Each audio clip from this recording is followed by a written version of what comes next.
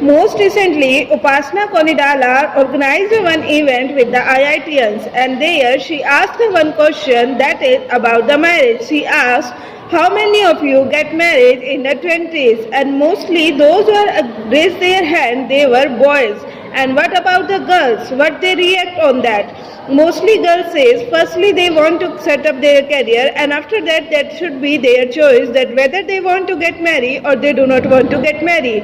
In contrary, Sridhar Rambo replied on it. Then he said, I met with the most of the men and women, and he advised them to get married in the 20s. And he said it is a societal responsibility that we should have to engage our demographic society, and we should have to follow our ancestors that is going on.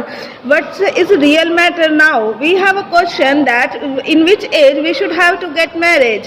Is it a right age in the 20s, or is it a right age when you want? In the Indian society, it is a pressure on the kids that you should have to get married. It's not kind of the obligation, it's not kind of a responsibility. They just want to postpone their own responsibility to somebody else.